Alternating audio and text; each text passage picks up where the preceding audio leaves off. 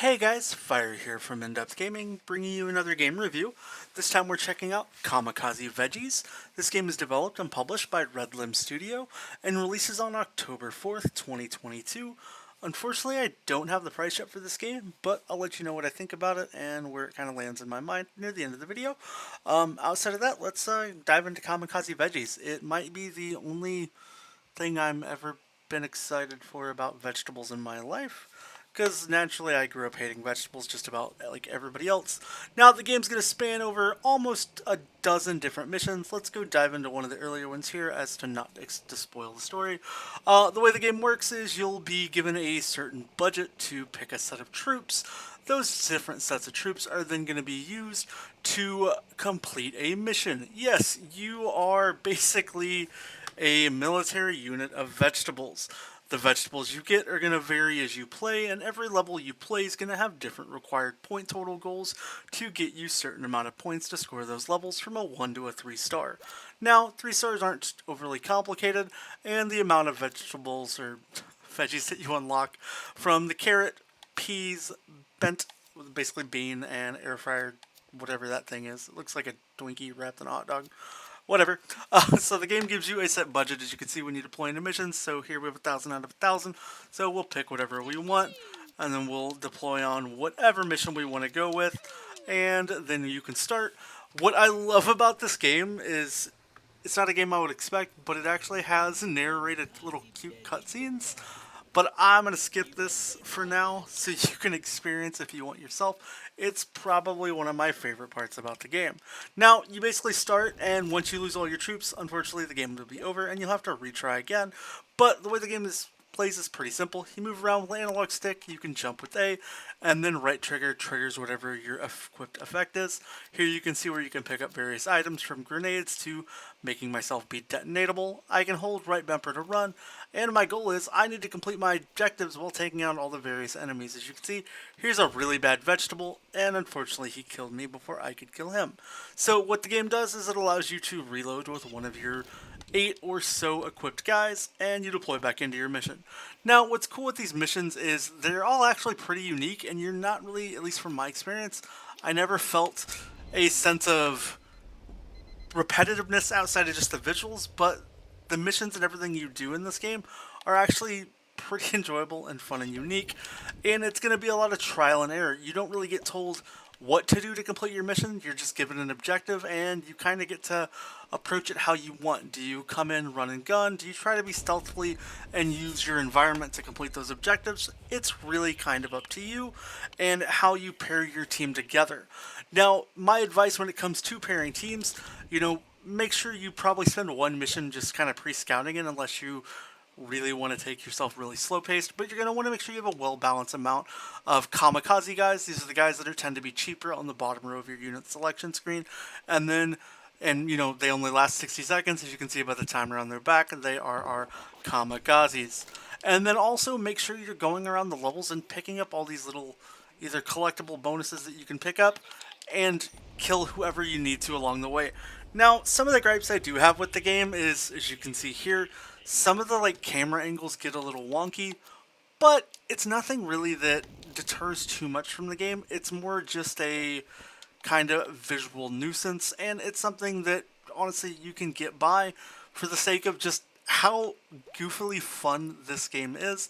I think this game, if it had a complete reskin and was made to look more realistic, it would not be enjoyable as fun as it is right now, with just its goofy take on its artistic style, and for me, it just works so well.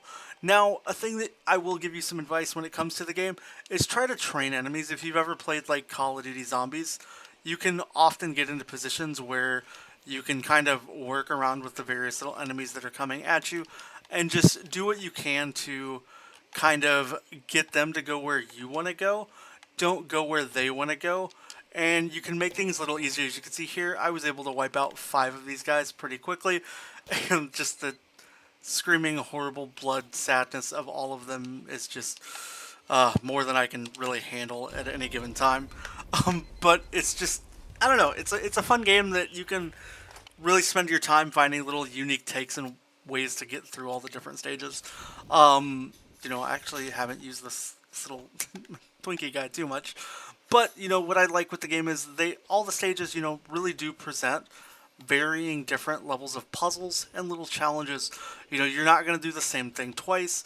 And the enemies that you're going to encounter aren't always the same. The game does a really good job at transitioning and ramping you up to different kinds of enemy vegetable troop soldiers, really whatever you want to call them. I think their technical thing would be fruits because I think they're all tomatoes. So I guess you're veggies versus fruits, and that's kind of the fight that we have going on. But yeah, that's kind of the premise of the game, and I don't want to rant too much.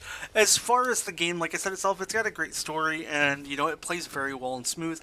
I love that you're constantly progressing, unlocking new things, and you're gonna get hit with a couple things along your way of playing that are really gonna throw you off. You're not gonna expect a certain sequence of events to happen in the game, or just the way the game scales out the levels and progressions is done really well, and it also does a really good job of teaching you how to play. It's got this boot camp-esque style that really works well for the game, as well as your mission selection screen has you piloting this two-rotor transport helicopter as you fly through this island of madness as you ramp up from level to level and mission to mission, and it's really quite fun. For me, I might have wished to see in this game a little more, maybe like a difficulty ramp up option, as I didn't find any of the missions too overly complicated, and they are pretty, although fun, they are pretty easy. Now, the thing about this game that does get quite challenging is the game developers decided to be a little bit of a nuisance, and they did add collectibles in the game, and some of them are pretty tough and really hard to find, and I think collectible hunters and achievement hunters will definitely enjoy this game. I'm sure there'll be guides out to find everything, but if you want to enjoy the experience in your own, it's a great chance to just play and dive into a cute, fun, little quirky game about just being a vegetable and killing everything. Control-wise, they're pretty smooth and no real complaints for me at all. Maybe if you had some abilities to do a little more things with their buttons, like maybe left bumper was blow up instead of me just having to re-trigger and key things with certain things, or being able to readjust some of the buttons to my liking would have been a little more enjoyable for me outside of just some of the little bit of minimal controls. A couple things that I didn't really see too important in the game, like I don't really know why there's a low and high quality option to the game. Doesn't really explain anything or any reasons for it to be there. It's not really a technical thriving game, and it's pretty simple and easy to kind of play, and it's nothing that's overly crazy visual detailed, but it's a really cute and quirky game, and I think the visuals and soundtrack all line up with it. I love the character narration and the kind of guy who walks you through all the missions. I think you're really gonna enjoy and have some good laughs, and I'd say at least get to mission 8 and you'll understand what I'm talking about if you pick this game up when it comes to the fun ways the kind of cutscenes and mission intros work and things that you might not expect. But yeah, nevertheless, Kamikaze Veggies is definitely a game that I've found to be really fun. I'd say if it comes in anything under $15, it's a buy all day. And then anything above 15, kind of make it your own discretion. But I do think this game is worth picking up, and I've had a lot of fun, and you'll get quite a bit of hours of enjoyment out of it. It's not going to be a quick 1 or 2 hour game. You'll have a lot of fun diving into it and really getting to blow up those vegetables you never wanted to eat as a kid. Outside of that, if you have any questions or want to know more, please let me know down below, as always, in the comments. I'll be happy to answer what I can. If you haven't already, consider subscribing to the channel. We really appreciate it. I hope you have a great rest of your day, and we'll catch you next time.